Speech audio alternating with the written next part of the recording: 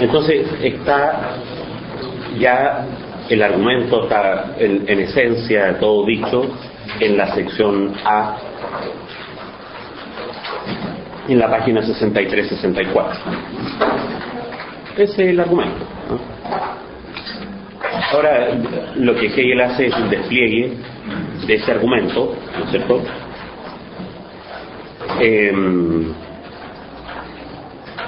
Fenomenológico, ¿no? O sea, lo que estaba dicho en la introducción para nosotros, ahora está dicho, al menos teóricamente, al menos en principio, para la conciencia misma, ¿no? Entendida esta conciencia como conciencia natural. Y eso, entonces, como decíamos, son las secciones B, C, D, ¿sí? Pero hasta en la D, ¿no es cierto?, solo hasta la página 69, ¿no? O incluso hasta la 68, digamos, porque en la 68 está el movimiento de la indicación, ahí se termina el asunto, y después vienen conclusiones, que son, y la transición a la figura siguiente, a toda la página 69 y la página 70, página 69, conclusiones, la página 70, la transición a la figura siguiente. Entonces, lo sustantivo del despliegue fenomenológico va de la 64 a la 68. Y la mayoría de los hegelólogos están de acuerdo en que aquí hay un movimiento que va del objeto de la certeza sensible al sujeto de la certeza sensible a la certeza sensible ella misma como experiencia, y esa experiencia, ¿no es cierto?, es la experiencia de la indicación.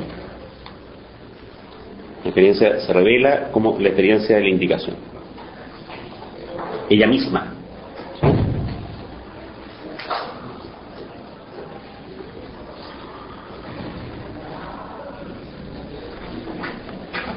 Los corchetes en la página 64, el objeto de esta certeza; en la 66 el sujeto, y en la 67 la experiencia, están en el índice del libro, no en el cuerpo del texto, ¿sí? Pero son de Hegel, no son del editor.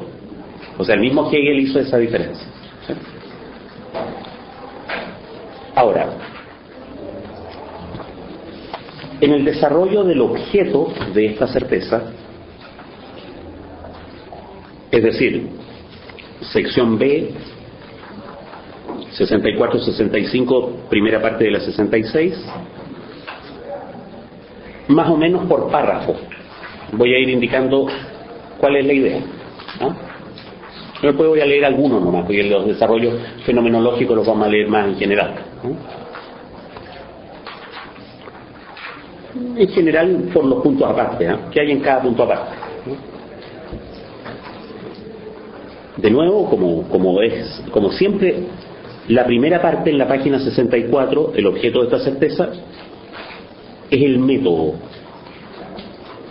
y la introducción a la parte del objeto.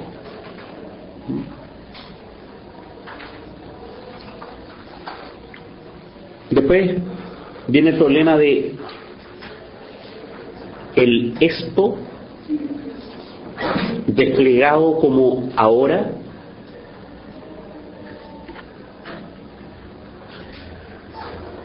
Después en la página 65, en la mitad, el aquí, el esto desplegado como aquí,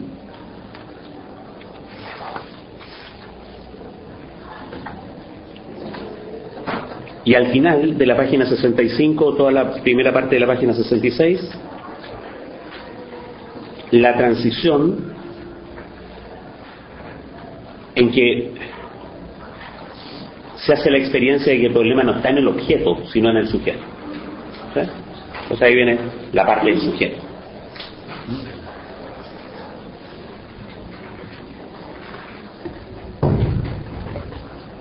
Ahí viene la parte del sujeto.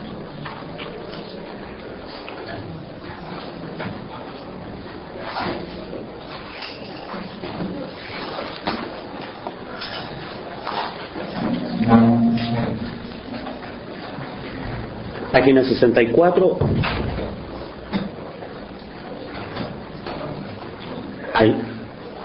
En las primeras líneas, en la quinta línea,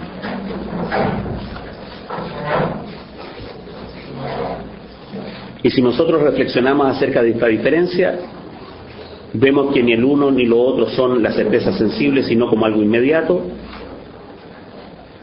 Es decir, la certeza sensible solamente como algo inmediato, sino al mismo tiempo como algo mediado.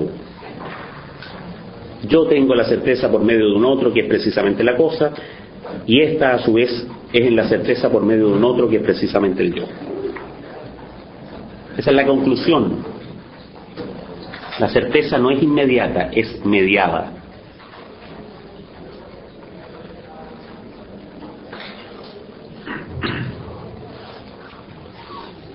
¿Sí? Hay una esencia de lo que es la certeza sensible, y habría lo que la certeza sensible cree ser para ella misma.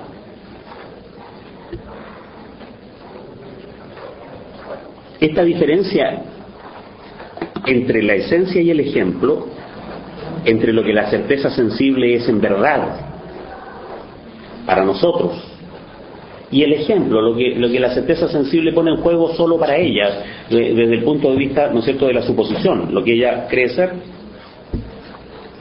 Esta diferencia entre la inmediatez, lo que la certeza sensible cree ser, y la mediación, lo que nosotros sabemos que es, no la establecemos solamente nosotros, sino que la encontramos en la certeza sensible misma, y el método consiste en recoger esa diferencia en la forma en que está en la certeza sensible y no como se describió en la introducción.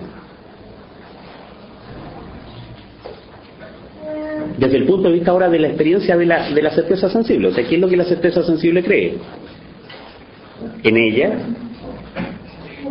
en esa experiencia, lo uno está puesto como lo que es de un modo simple e inmediato.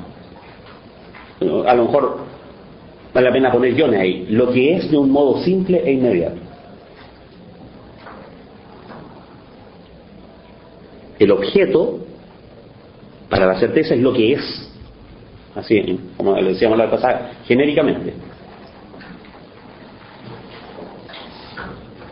Y la certeza sensible cree, no es que crea desde un punto de vista psicológico, ¿eh? O sea, no, opera como si. ¿Eh? La certeza sensible opera como si ese fuese simple e inmediato. Ese ser simple e inmediato aparece ante la certeza como el objeto. Ahora cambiamos el punto de vista, no es que nosotros veamos que la certeza tiene un objeto, no, ella misma cree tener un objeto. Insisto, no cree en sentido psicológico, no, la certeza sensible es un operar para el cual el objeto es un ser simple e inmediato. Entonces, detengámonos ahí. En Hegel, la palabra conciencia no tiene un origen, un sentido ilustrado. La palabra conciencia no es equivalente a un sistema de representaciones, a un conjunto de ideas, a un intelecto. No, la conciencia no es una actividad mental o aquello que estaría en la mente. O también, la conciencia no es un modo de pensar. Todas esas asociaciones, ¿no es cierto?, son asociaciones ilustradas. No, la conciencia es más bien una situación, un conjunto de actos, algo que ocurre, una situación de hecho, en la cual, en la situación, hay un término que cree ser el sujeto y que cree estar frente a un objeto. ¿Sí? O sea, hay un término que tiene la experiencia de ser un sujeto y tiene la experiencia de estar frente a un objeto. ¿Sí? Esa es la experiencia que tiene ese término, él mismo. ¿Sí? Entonces, la verdad de la conciencia, de toda la figura, ¿no?, es que en realidad ese término no es el origen del asunto, un cierto sujeto que tendría experiencia de un objeto. No, la verdad del movimiento de la conciencia es que la experiencia, que es la conciencia, es la que ha generado tanto ese sujeto como ese objeto. ¿Sí? Entonces, esta es una situación en que hay una experiencia que es una situación de hecho, que es un conjunto de acciones, que es un modo de operar. Y esa experiencia como modo de operar, ¿no es cierto?, produce estos términos, sujeto-objeto. Entonces, esa experiencia es la que ocurre como certeza sensible.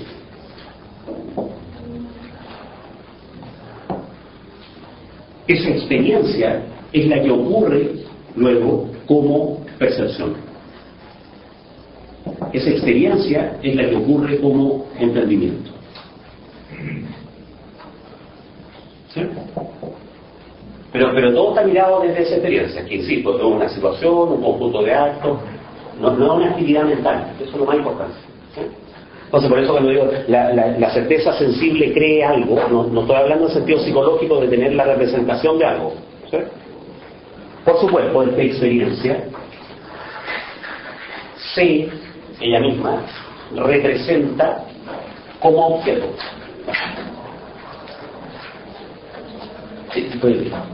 Es bien ciútico lo que estoy diciendo.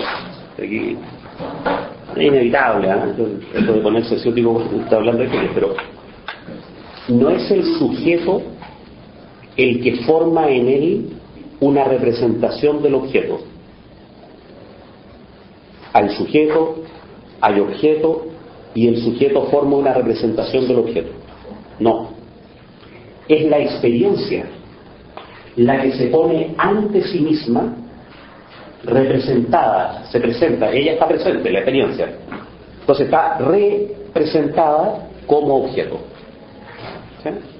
Una manera de entender el asunto es que el sujeto forma en él una idea del objeto. ¿No? Y acá, por cierto, está el objeto. Eso es una manera. Ya, no es ese el cuento. El cuento es que aquí hay una experiencia. Y la experiencia, la actividad, el conjunto de actos, el operar, pone ante sí, se pone ante sí como objeto. Como objeto, voy a ponerlo así, se pone ante sí como un objeto exterior.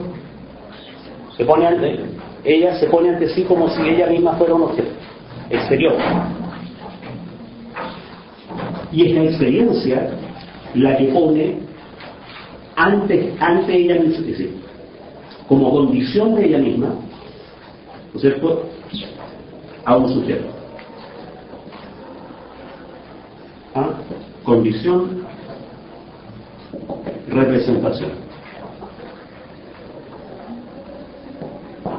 Representación. ¿Sí? Y entonces, ¿en qué consiste el despliegue de esta experiencia? En que la experiencia experimenta que el objeto es ella misma. ¿Sí? ¿Y eso cómo ocurre? Porque la experiencia experimenta que este objeto no es un objeto verdadero, que ese objeto remite al sujeto, que el sujeto no es sino la experiencia. No sé si quedaron bien esas las flechas, pero... ¿sí? Entonces, la experiencia del objeto es, en el objeto no hay sino lo que habría puesto un sujeto. La experiencia de ese sujeto es aquello que cuenta como sujeto, no es sino la experiencia misma, que se ha puesto como condición de sí misma ser un sujeto. ¿Sí? Ese es el movimiento. Entonces, es difícil aquí armar el argumento porque uno tiende a reducir este argumento al argumento ilustrado. ¿Sí? La conciencia cree que, y no es ese el tema. En el fondo es la experiencia la que pone ante sí y hace una experiencia de ella misma, no hace una experiencia de otra cosa, porque lo que puso es ella misma. ¿Sí? Entonces, digo eso porque después, a la larga, dentro de unos 5 o 6 años, vamos a leer una cuestión donde Hegel dice, en el saber absoluto, dice, y en buenas cuentas la certeza sensible es la autoconciencia de manera inmediata. La certeza sensible es la autoconciencia, pero de manera puramente inmediata. O sea, ya aquí está la papa. Esto es el todo, por decirlo así. Lo que pasa es que está el todo solamente de manera inmediata, de la manera más simple posible, como el cómo está. La experiencia cómo está. Está como simple ser inmediato. ¿Sí? Está como ser. Pero las cualificaciones de la palabra ser son simple, no diferenciado, sin determinaciones, inmediato, accesible, ¿no es cierto? Sin mediación, por decirlo así. ¿Sí? Entonces, la experiencia de la certeza sensible es que habría un saber inmediato. Eso es, ¿sí? Y eso va a decir Hegel después en el saber absoluto. Va a decir, bueno, y esa experiencia no era sino la inmediatez de la propia autoconciencia. La propia autoconciencia se consta a sí misma. Y se consta a sí misma como ser. ¿Sí? Con este rito de ir dirigiendo las cosas a la historia de la filosofía, esta es una especie de cogito hegeliano, digamos. No es el cogito cartesiano. ¿Sí? La autoconciencia, en su primera autoconstancia, por decirlo así. ¿Qué es lo primero que la autoconciencia hace como autoconciencia? ¿No es cierto? Es esta posición. Hay ser.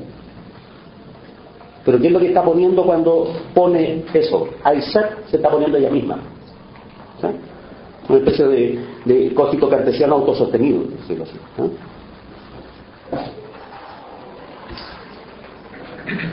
Ahora, en ella, lo uno está puesto como lo que es, hay énfasis en es, de un modo simple o inmediato, o como la esencia. Como la esencia, es una palabra súper significativa, ¿no? Lo uno está puesto como la esencia. Esto sería la esencia. La esencia, la movilidad pura que hace posible que el ser sea ser, sería un simple ser inmediato. Para decirlo en alemán, la papa misma. ¿Sí? La papa misma. Yo creo que Hegel habría estado de acuerdo con esa expresión.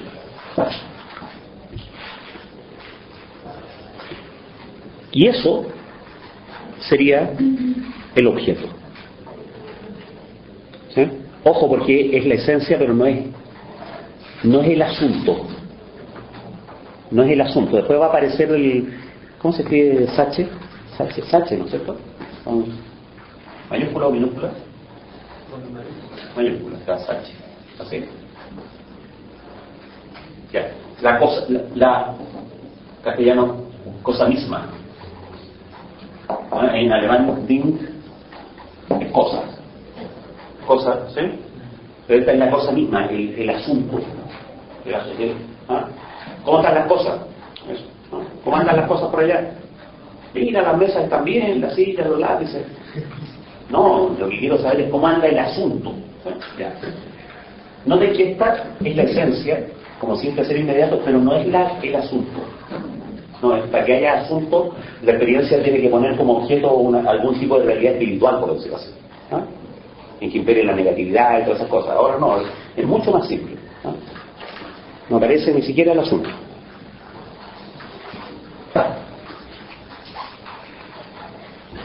Lo uno es el objeto. ¿Sí? Lo uno es el objeto. Ya. En cambio, lo otro, ¿sí?, está como lo no esencial, como lo mediado, que es allí, pero no en sí, sino por medio de un otro. Ese, ¿no es cierto?, el que es por medio de un otro sería el yo. ¿Sí?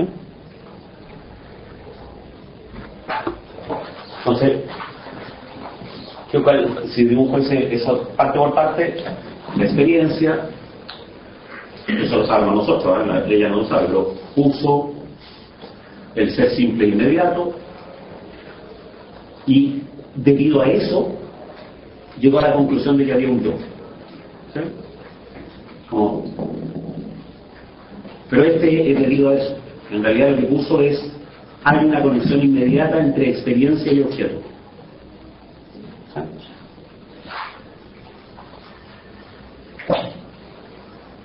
Este yo sería un saber que solo sabe el objeto porque él es, porque él, el objeto es, un saber que solo sabe el objeto porque él es y que puede ser o no ser. Este yo sería un saber que sabe el objeto porque él, el objeto es, y en cambio este podría ser o no ser. ¿Sí? El objeto es objetivo, por decirlo así, ¿no? Desde el punto de vista de esa experiencia, el objeto es objetivo. Estaría ahí aunque el otro no esté. Pero el objeto es lo verdadero, es la esencia, es indiferente a ser sabido o no. En alemán Hegel hace un juego entre indiferente y universal, hace un juego de palabras, porque la palabra indiferente y la palabra universal se parecen. Entonces hace un juego de palabras que en castellano no tiene nada que ver la palabra indiferente con la palabra universal, ¿no? Pero cuando dice es indiferente, después va a decir, ve que era indiferente, o sea, es universal, ¿no? Pero es un juego largo, ¿no? Es indiferente a ser sabido o no, y ese objeto permanece aunque no sea sabido. En cambio el saber no es si el objeto no es, ¿no? Supongamos entonces, hagámosle caso, hay un objeto, es el simple ser inmediato, el objeto es lo verdadero, el objeto estaría ahí aunque no haya saber. Muy bien, entonces deberá pues considerarse el objeto para ver si es en realidad, en la certeza sensible misma, una esencia como la que pretende ser. Si su concepto de ser esencia, corresponde al modo como se halla presente en dicha certeza o no. Para eso no debemos pararnos a reflexionar y meditar sobre lo que en verdad pueda ser, sino que tenemos que considerarlo solamente tal y como la certeza sensible lo tiene. Hay que preguntarle a ella misma, ese es el método. Hay que preguntarle a ella misma, ¿qué es lo que usted tiene ahí como objeto? Entonces la pregunta que Hegel hace está llena de contenido filosófico, no una pregunta inocente, así como, ¿y qué es eso? No. ¿Qué es esto? ¿Por qué tiene, por qué la palabra esto? Esto es una palabra genérica, ¿no es cierto? Porque no puede ser un lápiz, ¿no? No puede ser el continente africano, no puede ser una galaxia. Tiene que ser el simple ser inmediato. ¿Y qué se puede decir del simple ser inmediato? Acuérdense que, lo vimos la vez pasada, en el simple ser inmediato convergen dos cuestiones que parecen ser muy distintas. La totalidad del simple ser inmediato y lo singular. Porque como la totalidad es indeterminada, vale para la experiencia particular, ¿no es cierto? Vale como si fuera un singular, un singular monstruoso. Y entonces de ese singular monstruoso yo no puedo preguntar, oiga, ¿qué es esa muralla? No estamos ante lo inmediato. ¿De dónde sacó que era una muralla? ¿No? ¿Qué es eso verde? No estamos ante lo inmediato. ¿Cuándo estamos ante lo inmediato? Cuando preguntamos ¿qué es esto? No cabe decir ninguna otra cosa que esto. Si uno hiciera cualquier cualificación de color, de volumen, de clase, de género, ya no sería inmediato. ¿Sí? Y entonces, la posición inicial, ¿sabe qué? Tengo aquí la experiencia del simple ser inmediato, de suyo indetermina a este objeto. ¿Sí? Ese objeto no puede ser sino un esto. No sé si se entiende el argumento, ¿no? Y de ese esto, ¿qué se puede decir entonces? ¿No? Bueno, lo que se puede decir es el aquí y el ahora, ¿no?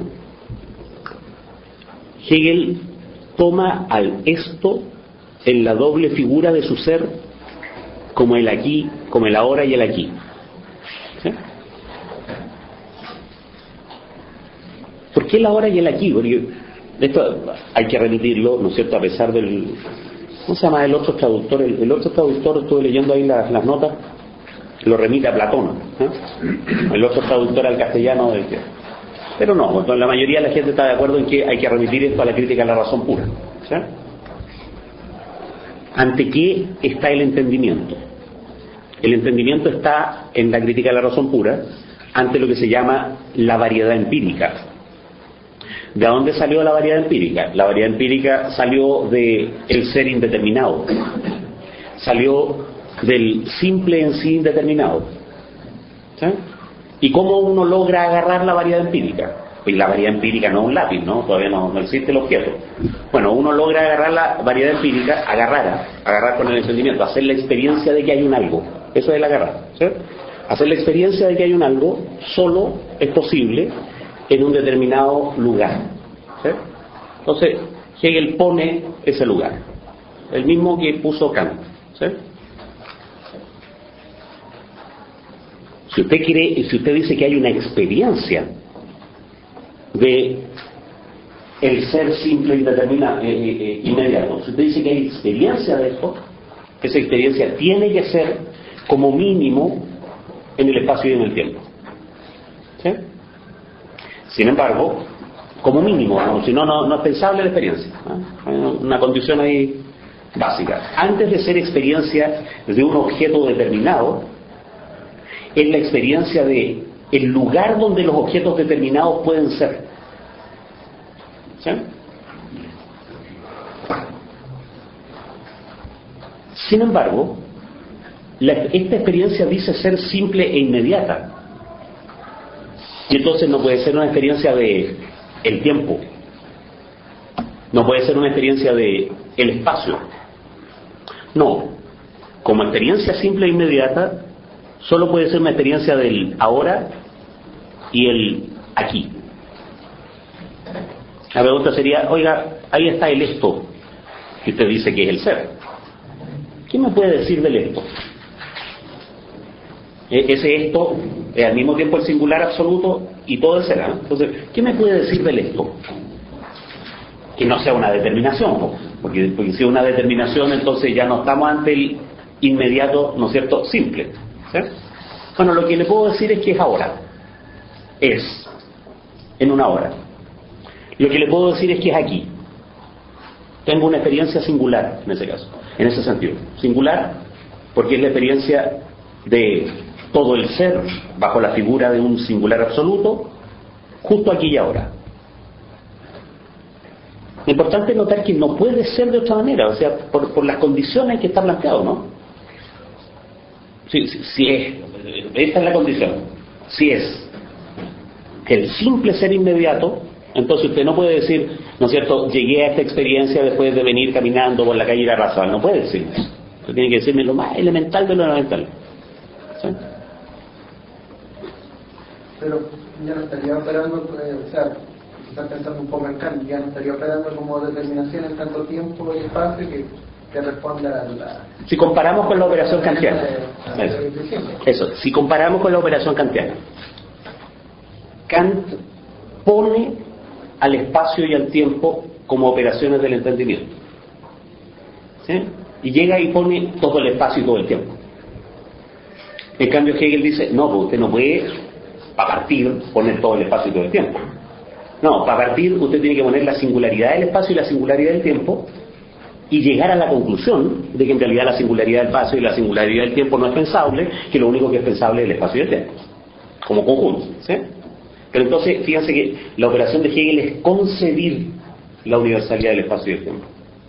En cambio, Kant habría simplemente puesto como condición del entendimiento algo, ¿sí? Puso la universalidad, si se le ocurrió, la sacó del aire. En cambio acá, Hegel pretende hacer un proceso medianamente deductivo, no es estrictamente, pero medianamente deductivo en el sentido de que de una experiencia primera que dice ser experiencia inmediata del ser, lo que se puede decir es solo lo singular.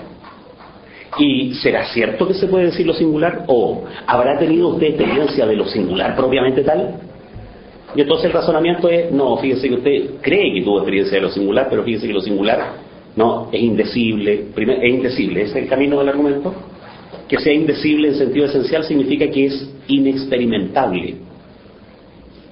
Esa relación entre indecible e inexperimentable es el modo del argumento, el modo, ¿no? Y uno podría criticar el modo del argumento y sin embargo mantener el argumento, ¿no? Entonces, ¿cuál es la gracia de esto? Oiga, señora experiencia sensible, ¿es cierto que usted tuvo experiencia de una hora? Imagínense la respuesta. Sí, tuve experiencia de una hora. ¿De cuál? Bueno, de ahora, po. ¿A cuál se refiere usted? Me refiero al ahora, po. No, pero ese ya no es el mismo que el otro. No sé si ya no es el mismo que el otro, porque usted dice ahora y después dice ahora, en el después pasaron infinitos ahora. ¿Sí? Eso es algo, ese es el argumento de Hegel. ¿Se puede tener experiencia de una hora singular? Propiamente, lo que se llama experiencia no se puede tener. Eso es un gol, es un gol, porque no voy a ver el razonamiento no es demostrativo, ¿eh? No es demostrativo. Hay una chiva ahí, y la gente ha criticado, ha criticado, como digo, el modo del argumento. El modo del argumento es, no sé, ¿eh? A la pregunta ¿qué es el ahora? Contestaremos, por ejemplo, el ahora es la noche. Para examinar la verdad de esta certeza sensible, bastará un simple intento. Escribamos esto. La verdad no pierde nada con ser puesta por escrito, ¿no? Pero si ahora, este mediodía, revisamos esta verdad escrita, no tendremos más remedio que decir que dicha verdad ya está vacía. No estamos en el ahora medianoche, sino que estamos en el ahora mediodía. El ahora que es noche se conserva, ¿no? Es decir, se le trata como aquello por lo que se hace pasar como algo que es. Uno dice que la hora de la noche es algo que es. No, pero ahora que es mediodía uno se da cuenta que es más bien algo que no es. ¿Sí? A ver, tratemos de hagamos la experiencia, a lo mejor esto es una cuestión empírica, ¿no? Ya, experimentemos una hora. Yo voy a contar hasta 3 y lo experimentamos, ¿no? 1, 2, 3, ahora. ¿Ya? ¿Lo experimentaron? No, es que ya es otro. No me alcanza a dar cuenta. Es el ahora mismo se mantiene, sin duda, pero se mantiene como algo que no es noche. El ahora se mantiene, pero como algo que no es. Más verdadero que decir ahora es decir ahora no es, ya no es. El ahora es medio raro lo que voy a decir, pero es un sido. Sido, fue. El verbo, ¿cómo se llama esa conjugación medio extraña? Es El ahora es lo sigo. Es una conjugación válida del verbo ser. Esto es Wesen. Esto es Wesen. En alemán, la palabra esencia significa lo sido. Esencia. Entonces fíjense, el ahora que es, no, eso es mentira. El ahora que es un sigo, ya fue. Ese sí que es importante.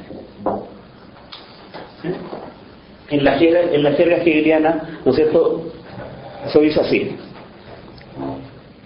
Y asimismo se mantiene con respecto al día como que ahora es como algo que no es tampoco día o como un algo negativo en general. Eso es la jerga hegeliana. Esto es un algo. Lo importante es que es esto, negativo, pero solo en general.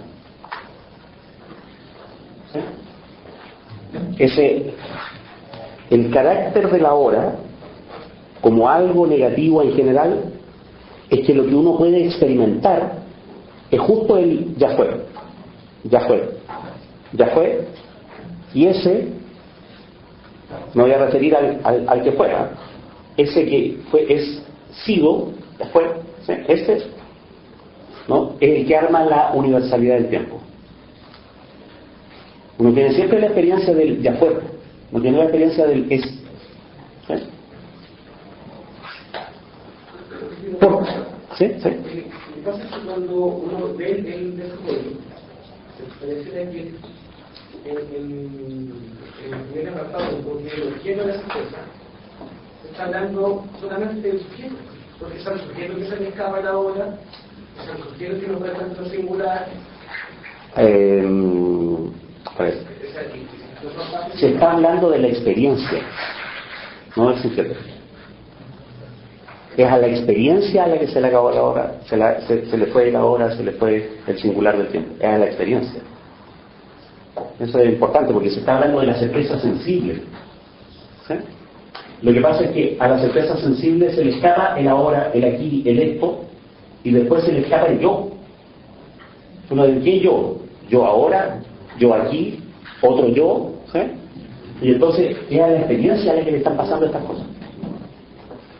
¿Sí? Entonces por eso es que es para la experiencia que el tiempo es universal, no para el sujeto. ¿Sí?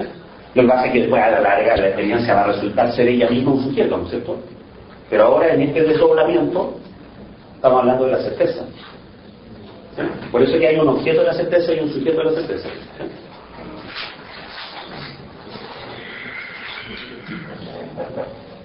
¿Por qué, por tanto, a ver, este carácter de la hora, ¿no es cierto?, que es ahora ya fue, ahora ya fue, ahora ya fue, esta hora se mantiene, esta hora que se mantiene no es algo inmediato.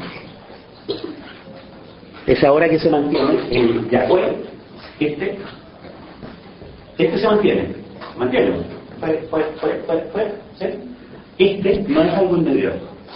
No es algo inmediato porque para llegar a ese se pasó por eso, por un es como evanescente, por decirlo así. ¿Sí? Se pasó por un y ¿sí? O ese ahora que se mantiene no es algo inmediato sino algo mediado, pues es determinado como algo que permanece y se mantiene por el hecho de que un otro, el día, la noche, no es. ¿Sí?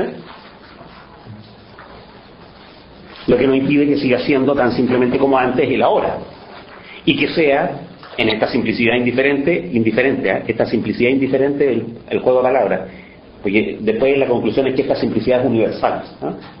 En esta simplicidad indiferente pasa lo que sigue sucediendo en torno a él.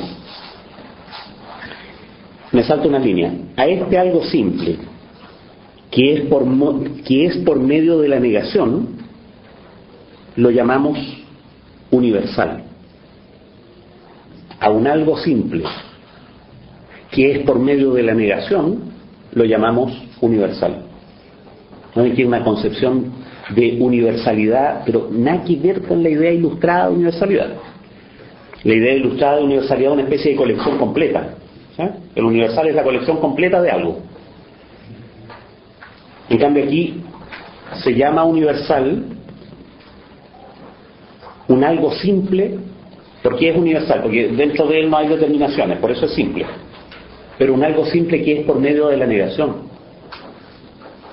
¿Ah? Eso es. Vamos a relacionarlo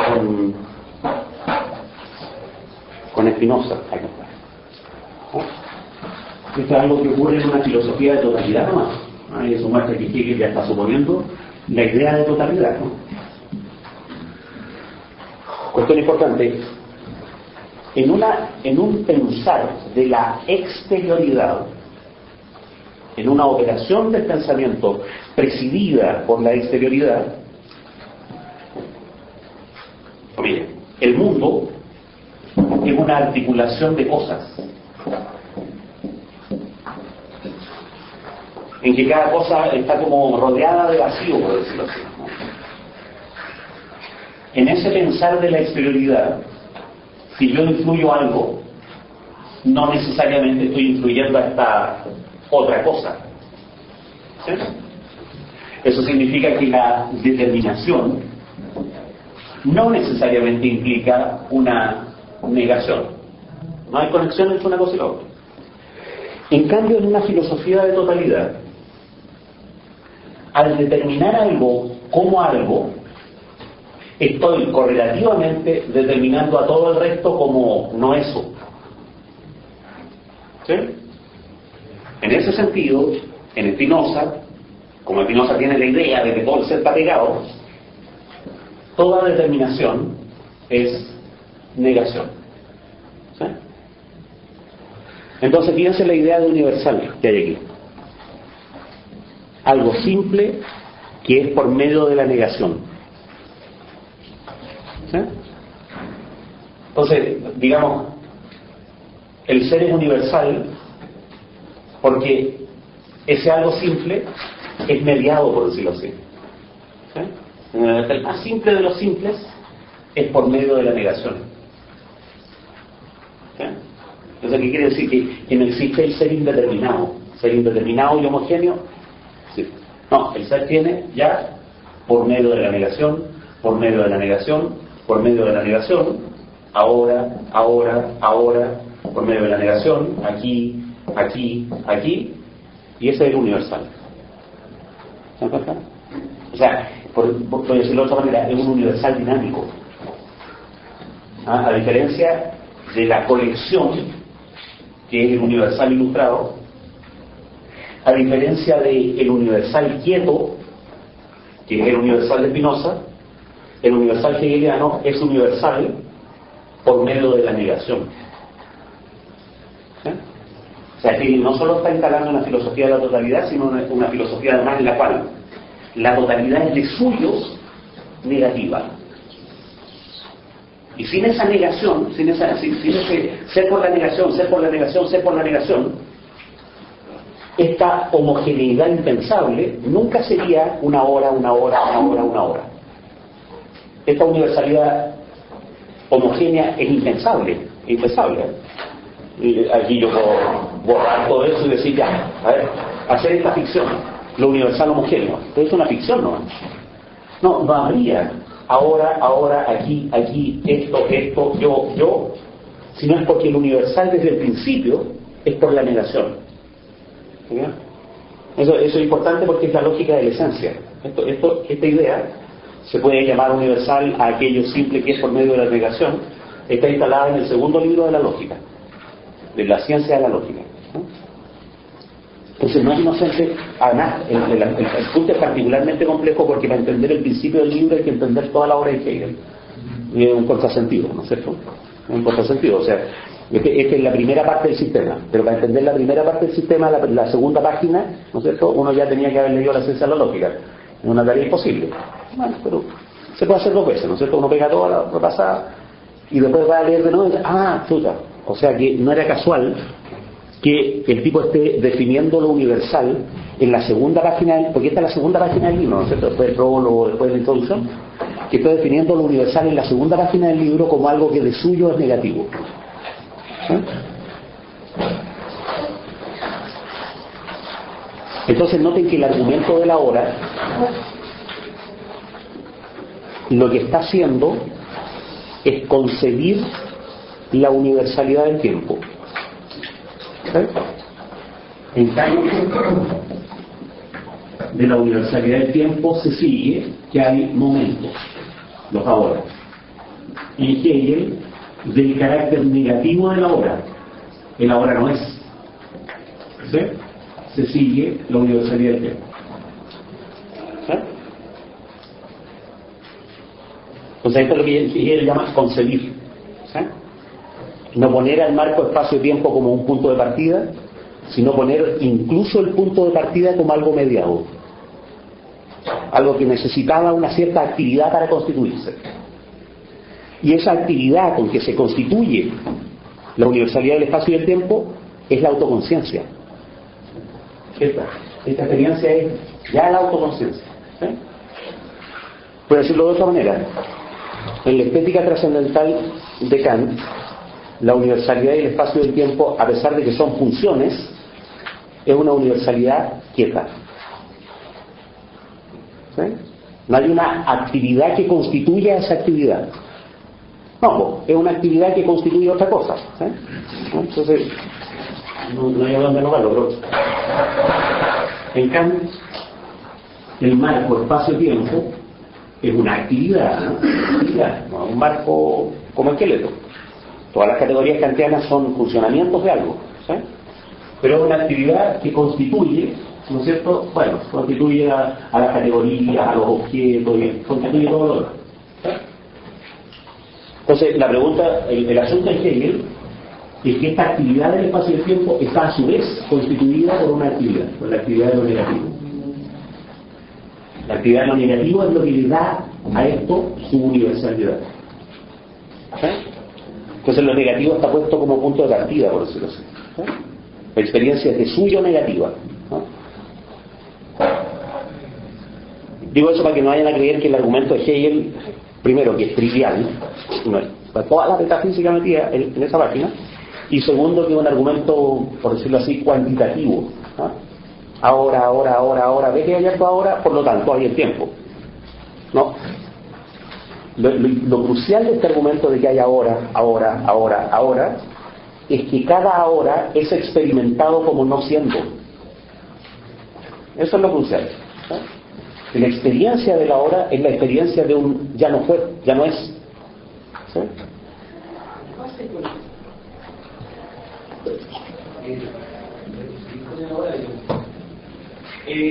Con el ahora mismo.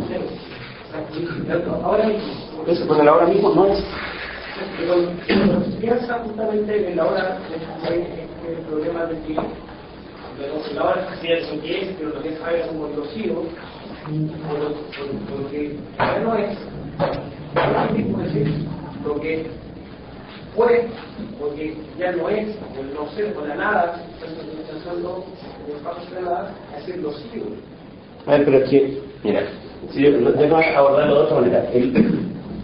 Lo que pasa es que uno no concibe habitualmente al tiempo como actividad. Uno concibe la actividad en el tiempo, pero no al tiempo como actividad. ¿Sí? Lo que uno hace de manera simple es decir, el tiempo. ¿De dónde están los ahora? Ahí hay una hora. Y no ves que dibujado, puesto, claro, es. ¿Sí? Entonces, ¿qué es lo que pasa aquí? En la enciclopedia, justamente, parte de luego se va al espacio, por supuesto, cuando la línea se llena a sí misma. Claro, pero la filosofía de la naturaleza es otro rollo, más básico que ese rollo, más básico a nivel de la lógica. ¿Qué es lo que ocurre aquí? Es que este tiempo, a ver, ¿cómo decirlo? El tiempo ya es. Y entonces los ahora están ahí. ¿Sí? Entonces este tiempo no es tiempo como experiencia. En cambio, si uno se ubica en la experiencia, Después esta experiencia va a ser la experiencia de alguien. Bueno, estoy dibujando a alguien, pero aquí es la experiencia de la certeza. Estoy dibujando la certeza como si fuera un alguien. Si uno se pone, ¿qué experiencia tenemos del tiempo? Que no es. No tenemos esta experiencia, tenemos esa. Y entonces, para la experiencia, el tiempo es una actividad. Es la actividad de no ser. No ser, no ser, no ser, no ser. ¿Sí? No es lo mismo que dibujar la línea del tiempo y dibujar una hora. Porque en esa línea del tiempo lo sigo también es otro punto, este es el presente y los siglos del pasado. Pero eso no es experiencia, es simplemente en una línea, estamos marcando puntos distintos, el del futuro, el del presente, el del pasado. No, Hegel está concibiendo aquí al tiempo como el experimentar el tiempo. Ahí, qué sé yo, los existencialistas, los románticos le pueden sacar mucho partido a eso. La angustia del tiempo, ¿no es cierto? Esto de que estamos constantemente en el no ser del tiempo, en el no ser del tiempo y nunca en el ser del tiempo. ¿Sí? La noción de tiempo es muy importante. Eso desde ahora a la cuestión histórica está acá. Eso es, justamente. Entonces, Kant, es decir, que él no solo está haciendo una operación distinta, concebir el tiempo en vez de ponerlo inicialmente, sino que además, este tiempo, el que es categoría en Kant, es el tiempo de Newton. ¿Sí? En cambio, este otro tiempo, el que llega a ser concebido por Hegel, es el tiempo de Cristo, por decirlo así, ¿no? El tiempo de la muerte, la resurrección, el tiempo dramático, el tiempo de la tragedia. ¿Sí? Son dos tiempos distintos. Entonces, insisto, uno, Kant puso al tiempo, y dado el tiempo hay una hora, y respecto de esa hora hay algo sigo. ¿Sí? Entonces no nada. Claro, a ver, eso es súper interesante. Este sigo es.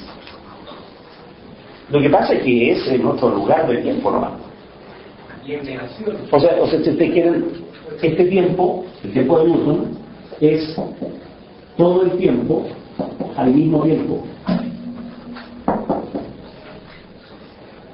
Está ahí, está todo dibujado. ¿Sí?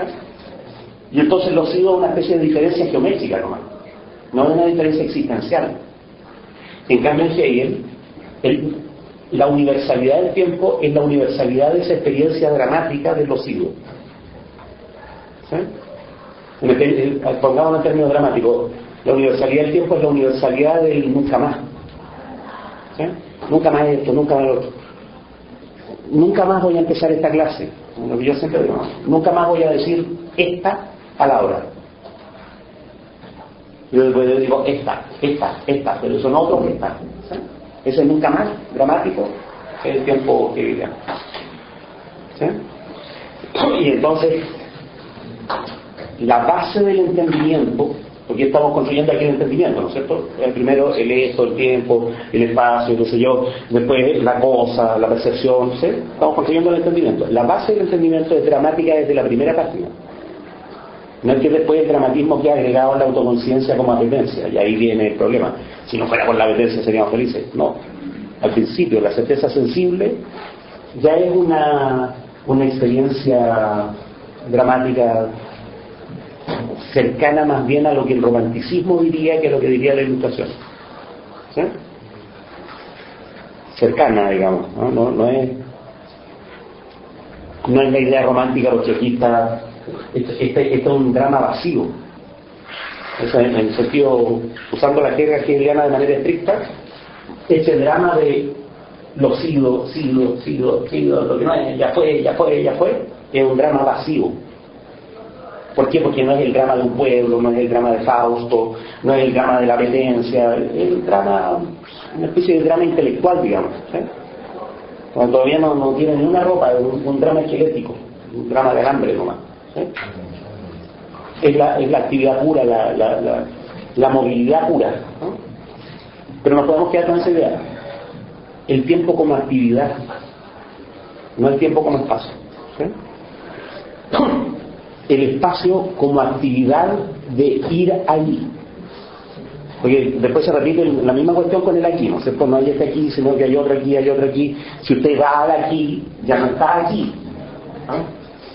Entre el aquí y el allá hay dos experiencias. Y entonces también la universalidad del espacio se construye de manera negativa, como el lugar en el que ya no estoy. Ya no estoy en ese lugar, ya no estoy en ese lugar, ¿sí?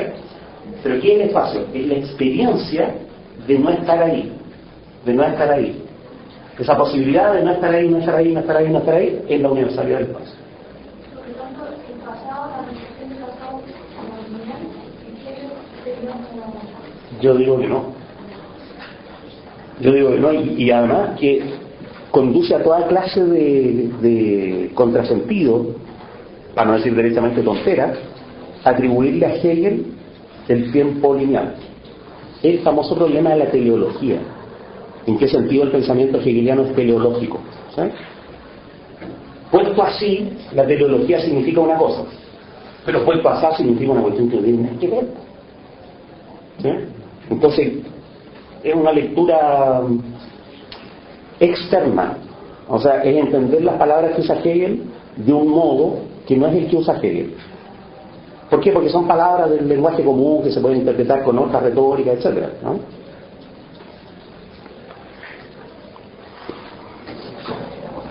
Así que usted cree, usted señora certeza sensible, ¿eh?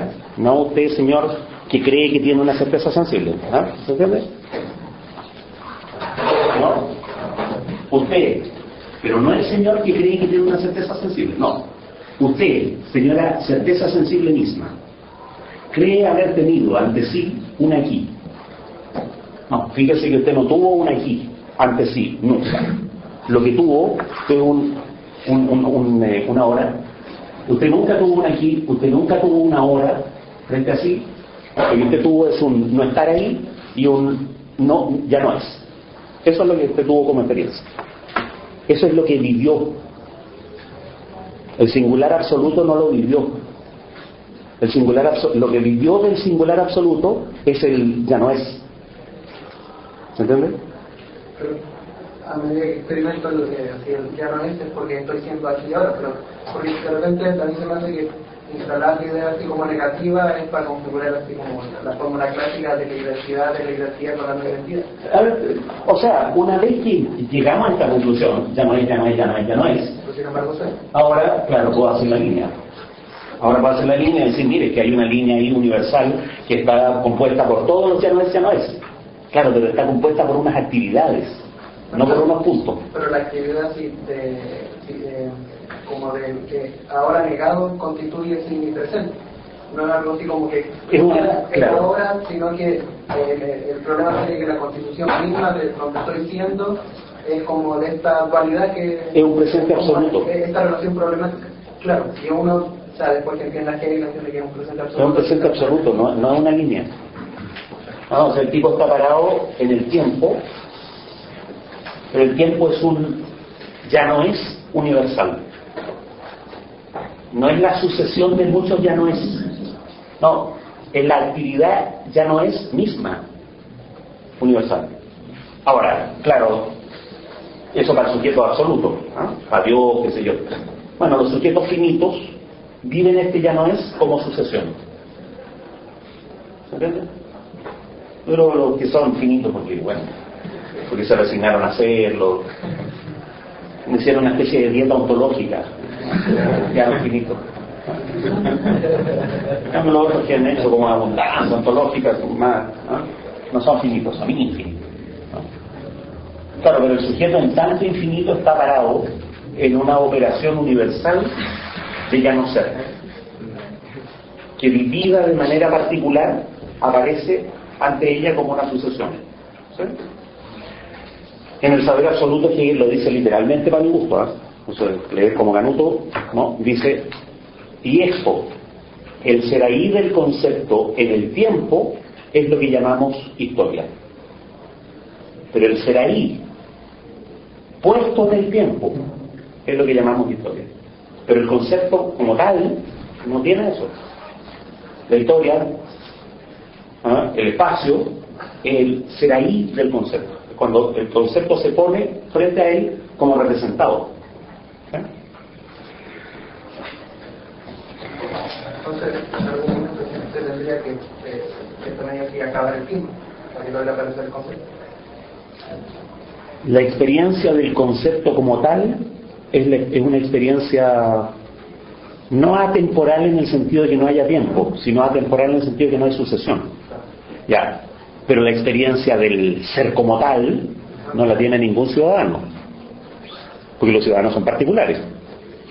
Y esto es una filosofía que está hecha para la libertad de los particulares, no está hecha para... No es una filosofía que está pensada en que Dios va a tener la experiencia universal, en que... Dios es la metáfora que hace posible que la sociedad civil se perdone nomás. Hace tiempo veíamos este mismo pasaje en el Diálogo del Reino. Entonces, él siempre comentaba que era que él veía una especie de pretérito anticipándose. Un pretérito que se anticipa. ¿Cómo ves tú esa idea de relación de tener el presente absoluto? A ver si puedo entender la cosa. Tendría que estar aquí y le digan para que se cagara la risa, digamos, de lo que voy a decir, ¿no? Después ustedes le cuentan para que se caiga la risa en diferido, digamos, ¿no? A mí me parece un poquitín kantiana esa idea, ¿no? De esto dicho en un curso de Hegel es un defecto, ¿no? En otros contextos no, ¿no? Es un poquitín kantiana, porque ese pretérito que se anticipa es una especie de como densidad de la experiencia, densidad así como a largo de la experiencia, que me permitiría tener la impresión, o la experiencia, ¿no? Que me permitiría tener la experiencia, no de ser esperado. ¿Ah? Esa es la figura de Benjamin, ¿no es cierto?, de que el tipo está en el pasado, pero nos tiende hace un paso al futuro, ¿no es cierto?, y entonces somos esperados por nuestros antepasados. ¿Sí? Y esa es la misión que tenemos, ¿no? O sea, nuestros mártires nos piden que hagamos algo. Y entonces ese pretérito se pone ante nosotros como una especie de tensión hacia el futuro. ¿Sí? Estamos pedidos desde el futuro por algo que ocurrió en el pasado. ¿Sí? Y eso crea una tensión, ¿no? Eso crea una tensión.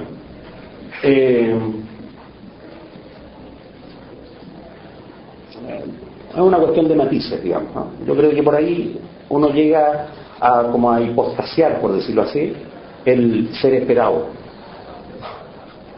cuando en realidad no hay un ser esperado, hay un puro ser presente absoluto. ¿Sí? Eso podría llevar, depende para qué lado uno desarrolla la idea, pero podría llevar a la idea de que hay una especie de estructura del presente absoluto, una estructura interna en la cual nuestra tragedia consiste en que estamos constantemente exigidos por el futuro desde el pasado. ¿Sí? Y eso actúa como una especie de constreñimiento de lo que podemos hacer. ¿Sí? Un constreñimiento es que nuestros mártires están constantemente pidiéndonos, y a su vez nuestros nietos, ¿no es cierto?, nos van a tener a nosotros como mártires, y nosotros les vamos a estar tendiendo la exigencia que ellos van a tender hacia el futuro. ¿Sí? Entonces, la idea de constreñimiento ahí, yo creo que la consecuencia que tiene es que anula la libertad infinita. No somos libres de manera infinita, estamos exigidos por nuestros mártires.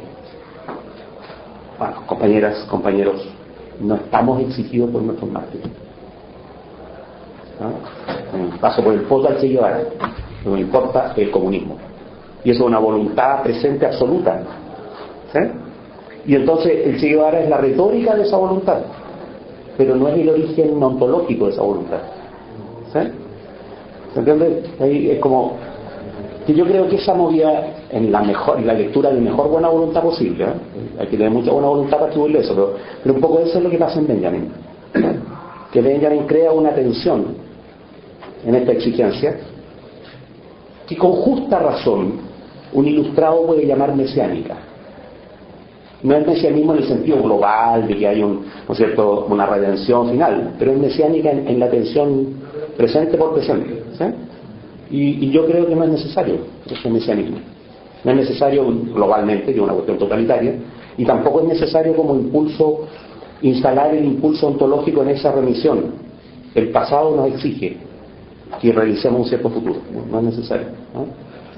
Hay algo como culpógeno en eso, es feo, es feo. Es un argumento feo, ¿no?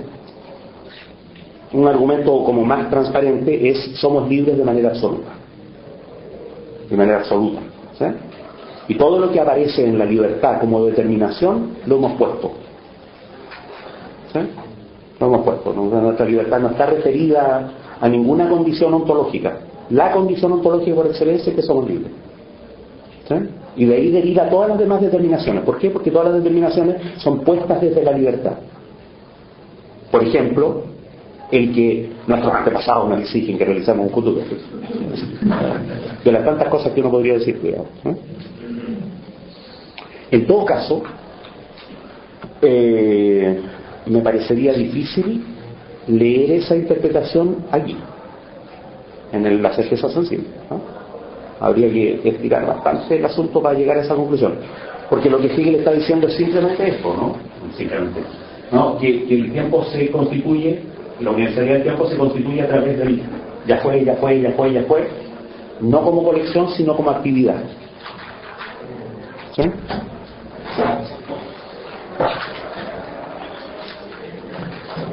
Ahora, en la mitad de la página 65, Hegel mete un asunto que para las filosofías del siglo XX es fuente de toda clase de confusiones, ¿no?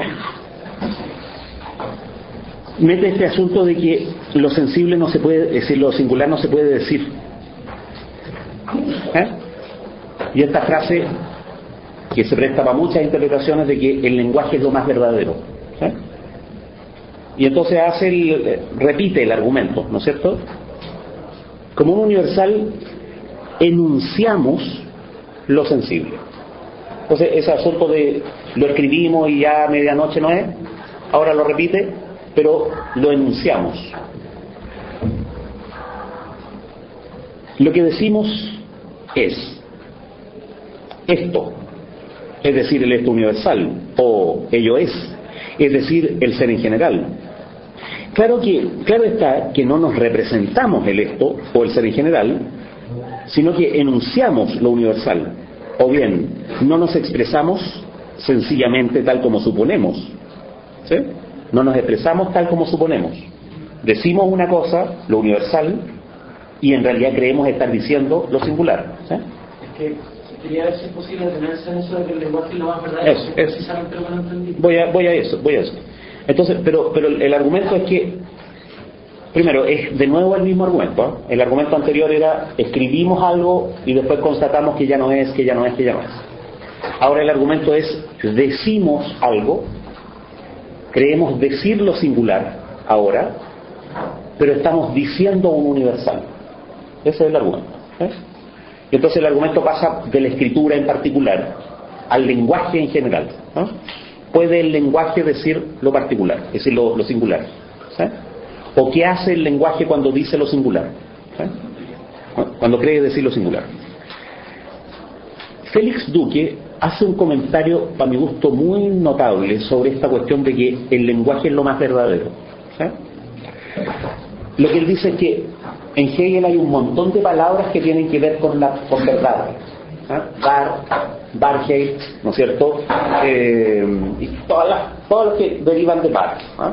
Que es verdad, ¿eh? En chileno sería más o menos así: lo verdadero, la verdad, lo de verdad, lo que es solo verdad, ¿no es cierto? La verdad en cuanto tal. Y Hegel usa palabras alemanas para ir cualificando eso, ¿eh? Entonces es como que la verdad tuviera un montón de grados, ¿eh? Después de establecer eso, la verdad tiene un montón de grados, un montón de modos, siempre la palabra verdad está cualificada por algo. Entonces, él comenta qué puede significar esto. El lenguaje, en qué sentido está usada la palabra verdadero aquí, ¿sí? Y entonces él traduce así: el lenguaje es lo más de verdad, lo de verdad en sentido peyorativo, ¿sí? Hagamos como que... Entonces, voy a decirlo de otra manera: la palabra verdadero no está usada en sentido fuerte, el lenguaje es lo verdadero, ¿sí?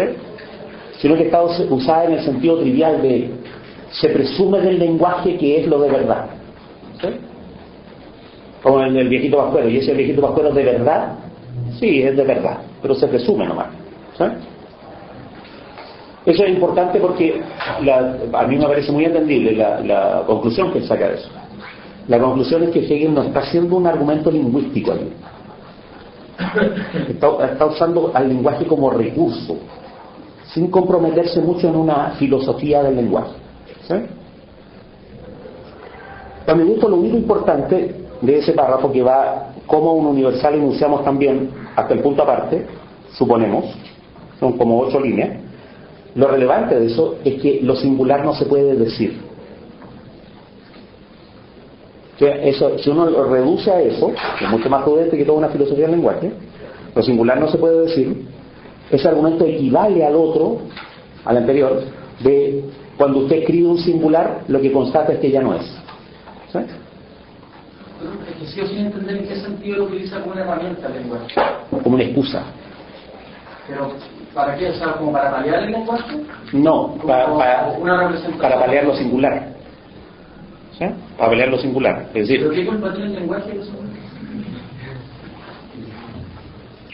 O sea, lo que voy es que si me dicen que lo estoy utilizando como una herramienta, a mí lo que me parecería, o sea, que lo es que lo está usando algo así como decir, la conciencia natural se expresa con el lenguaje. Claro. Por lo tanto, solamente, o sea, no nos queda más que ver lo que está diciendo la conciencia natural. Claro. En ese sentido yo tendría que una herramienta. Claro. No hay conexión lógica necesaria entre el lenguaje y lo singular. ¿Por qué? ¿Cuál sería el punto? El punto es que la certeza sensible como conciencia, como operación, se expresa en el lenguaje, pero no logra decir lo singular. ¿Sí? Entonces, el que no logra decir lo singular es tomado aquí como indicio de que lo singular no es. Entonces estaría diciéndolo así como, ya que suponemos que la certeza sensible supone que el lenguaje es lo verdadero, representa fielmente lo verdadero y no puede decir lo singular, entonces... Para la conciencia sensible no puede ser un auténtico o verdadero lo singular, sino es auténticamente decible. ¿Algo como eso? Claro. Ahora, ojo, porque aún así hay un correo. Pues imagínense, yo digo, fíjese que cada vez que usted dice ahora, al decirlo ya fue. O sea que nunca puedo decir el ahora. No, cuando usted lo dice ya fue. Entonces el ahora mismo, eso que es indecible. Claro, es indecible. Entonces quiere decir que no es. ¿Sí? Que carece de sustantividad propia, porque el lenguaje no logra agarrarlo. Que el lenguaje no logra agarrarlo es un indicio de que el ahora no tiene sustantividad propia. ¿Sí? Pero, ¿desde cuándo que lo indecible carece de sustantividad? Ahí hay que acordarse de uno de los máximos científicos del siglo XX, ¿no? Es decir, no se puede decir esto, no se puede decir lo otro, no se puede decir lo otro, pero ciertamente es lo indecible. Esto es lo místico. ¿De quién estoy hablando? De Wittgenstein, pues, del Tractatus. No de que en el Tractatus el tipo dice, claro que es indecible, pero es. Pero ¿cómo es? Mire, es bajo la figura de lo místico. Lo místico es lo que se muestra a sí mismo. Y ese mostrarse a sí mismo es inagarrable por el lenguaje. Pero hay un ser que se muestra a sí mismo, aunque el lenguaje no logre agarrarlo. ¿Sí? De ese ser lo único que se puede decir es que es. ¿Cierto? Incluso de manera media indirecta, hay lo indecible. Hay un... No es la afirmación de que lo indecible. En aquello que es indecible hay un ser. No es tan directo. No, hay lo indecible. No, es decir, lo místico. Entonces, ¿qué es lo místico? Lo inmediato. ¿Sí? ¿Qué es lo indecible? Eso que está en la inmediatez. Noten que la certeza sensible hace la afirmación exactamente contraria a la de Wittgenstein. Exactamente contraria. Y en toda la línea, digamos, porque Wittgenstein está afirmando la inmediatez del saber de lo indecible. La segunda llamada el dimorfismo entre lenguaje y mundo. ¿Se lo puede hacer por lo que Claro, porque a ver, Wittgenstein necesita decir que hay lo indecible porque hay mundo. Hay mundo. Pero va a ser que el lenguaje no puede decir al mundo. puede decir cosas acerca del mundo, esas cosas empíricas, tiene un estatuto que nunca es ontológico. ¿Ah? Lo que hay en las afirmaciones nunca tiene realidad ontológica. ¿Pero eso significa que no hay ser? No, ciertamente hay ser. Lo que pasa es que el ser es indecible. ¿Sí? No sé si a lo mejor es muy rápido la asociación que estoy haciendo, pero ¿cuál es el tema en Wittgenstein? Las afirmaciones empíricas no tienen un fundamento ontológico. De tal manera que nunca se puede decir de ninguna clase de afirmación, ni filosófica, ni ética, ni estética, ni científica, que tiene un correlato determinado en la realidad. ¿Sí?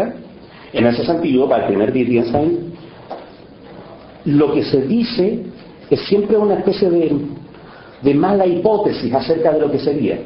Porque en términos ontológicos, lo único que se podría afirmar es que hay lo místico. ¿Sí?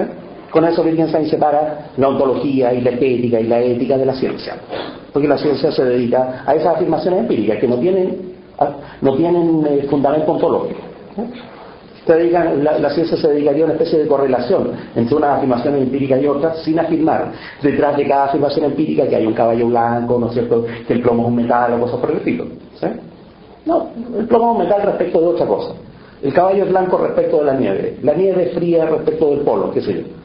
Son puras correlaciones, lo que hace es desontologizar la ciencia. ¿Sí? Pero en el momento preciso, cuando dice, oiga, pero quiere decir que detrás de estas correlaciones no hay nada. No, hay, pero es indecible. ¿Y cómo se enteró usted de eso? Bueno, la única manera de enterarse de eso es lo místico. En la experiencia mística, que Wittgenstein es malamente religiosa, pero no necesita hacerlo, la experiencia mística es lo que tiene la certeza sensible del simple saber inmediato. ¿Sí? La conexión inmediata entre el ser y el saber. Pero entonces, volviendo al mismo punto, pero para ver si lo tengo claro, la suposición de la certeza sensible, que era lo que hablaba antes, depende del lenguaje y por la propia incapacidad del lenguaje de sostenerla. No depende del lenguaje, se expresa en el lenguaje. O sea, la suposición de la certeza sensible se expresa en el lenguaje. Se ve en la operación del lenguaje. Y por la propia incapacidad del lenguaje, entonces muere esa suposición. La incapacidad del lenguaje revela que la certeza sensible no es verdadera. Lo revela, pero no es por culpa del lenguaje. Ni en Hegel ni en Wittgenstein. En Wittgenstein no es por culpa del lenguaje que no tenemos acceso al ser. ¿Sí? No tenemos acceso al ser porque resulta que lo ontológico es lo místico nomás. Y nosotros habitamos en el mundo así como concreto, cotidiano, de operaciones empíricas, ¿no es cierto?, de operaciones sensibles. ¿Sí?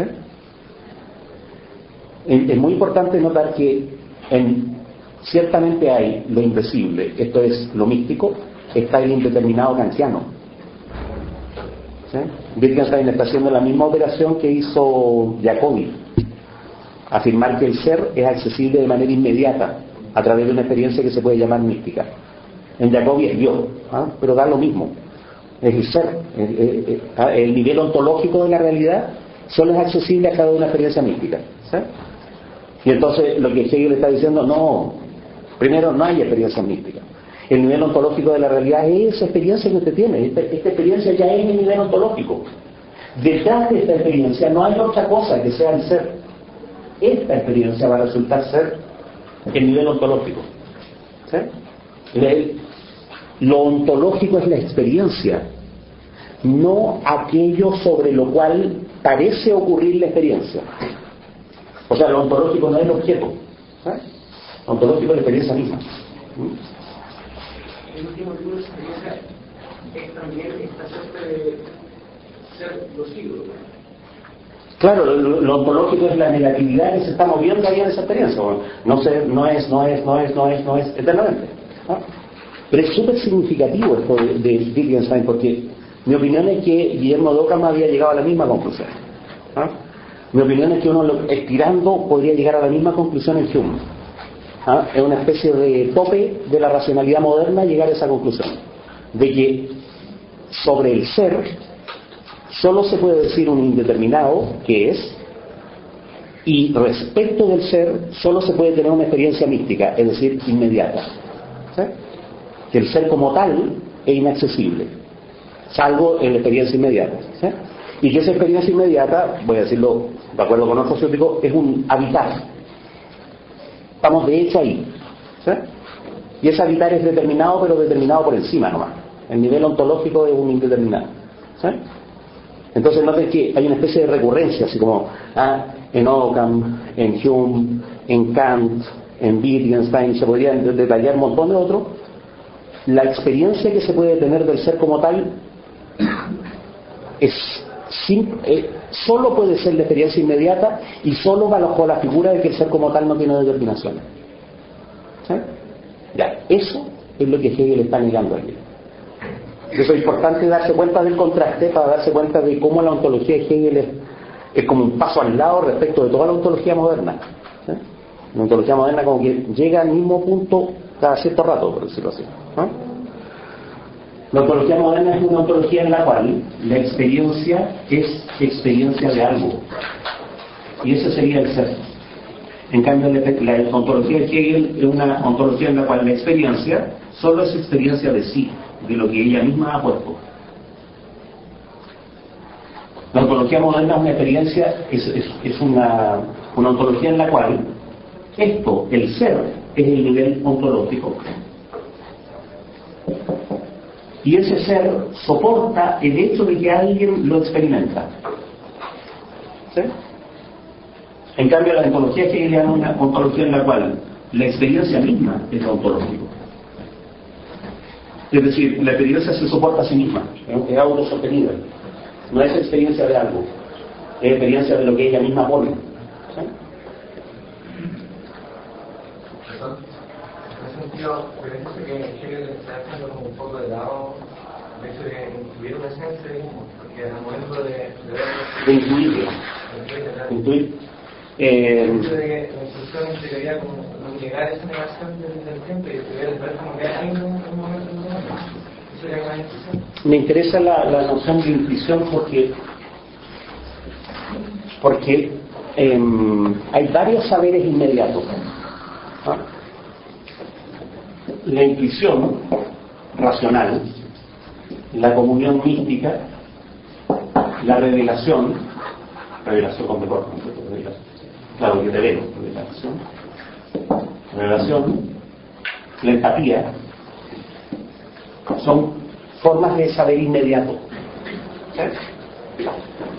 Entonces lo que Hegel está diciendo es que esto no es posible. ¿Sí? Y en esa forma de saber inmediato no se experimenta algo, sino que se experimenta la experiencia misma. ¿Sí? Esas formas de saber inmediato son la actividad de la experiencia misma, no el hecho de que la experiencia experimente otra cosa. ¿Sí? Entonces no es que no haya saber inmediato, lo que pasa es que el saber inmediato es saber de sí. ¿Sí? Lo que no hay es saber inmediato de otra cosa. ¿Sí? Ya. Esto es súper importante porque, alternativa, si no existe esto, todo saber, ¿no es cierto?, es un saber mediato. ¿Sí? Alternativa, hay saber inmediato, pero es un saber de sí. ¿Sí? Si uno niega esto, lo niega en nombre de quién. Entonces Kant hace esta operación. Niega todos los tipos de saber inmediatos. Niega la intuición racional, niega la revelación como saber, etc. Pero es la intuición sensible. Es que la intuición sensible no es un saber propiamente. La intuición sensible es la condición del saber. Pero es también lo que lo mantiene así como atado o como al principio del saber. No, o sea, claro, por eso una condición de que podamos saber algo que es otra cosa. ¿Sí? Pero la intuición sensible no es un saber del asunto. No, pues uno no se entera del en sí en la intuición sensible. O la variedad empírica no es la intuición sensible. La variedad empírica es aquello que es captado gracias a la intuición sensible. O sea, las sensaciones ya están dentro de la operación del entendimiento. No es que el entendimiento capte sensaciones. No, hay sensaciones ya desde el marco del espacio y el tiempo. ¿Sí? Pero para poder mantener atado al mundo, necesita la intuición sensible, como para no decir que siga una pura intuición racional, de no confundir al hombre con Dios, digamos. Igual hay una... pero lo que hace ese Bueno, nivel, no es el problema. pero lo que hace ese nivel es postularlo. Claro, ese es el problema. Lo postula como condición de la razón práctica. O sea, uno puede decir, ¿y qué constancia tiene usted de que hay en sí? Si resulta que ya incluso las sensaciones están dentro de la operación del entendimiento. Que si no hubiera en sí no habría libertad moral. ¿Pero qué es eso? Es un postulado de la razón práctica. Pero yo entendí la poca argumentación. Ese postulado no es intuido, no, es un postulado. Pero que permite la intuición. Es que eso es como... No, ¿por qué? ¿Por qué no permite? No, un postulado es una carta sacada de la manga, ¿no? Porque en rigor Kant se inhabilitó para saberlo en sí. En rigor, la única manera de saberlo en sí es ciertamente lo místico. Entonces Kant se hace leso de eso, dice, bueno, pero postulemos que aquí hay libertad, que aquí hay alma, que aquí hay alma inmortal, que aquí hay Dios. Y por hacer la diferencia entre pensar y conocer, que puede ser pensado sin contradicción. Y no son conocidos, eso. No son conocidos. Claro, eso es. El médico siempre es Yo puedo pensarlo como postulado, ¿sí? Ahora, si tuviera que conocerlos, son inconocibles. Ahora, en cambio, ¿qué es lo que hizo Hegel? Lo que hizo Hegel y que sé yo, es decir, no, pues esta relación exterior se anula. Esta relación exterior se anula. Entonces, hay saber inmediato, pero el saber inmediato es saber de lo que la misma experiencia toma. Entonces, el saber inmediato es mediado. Es mediado, es una experiencia que la experiencia tiene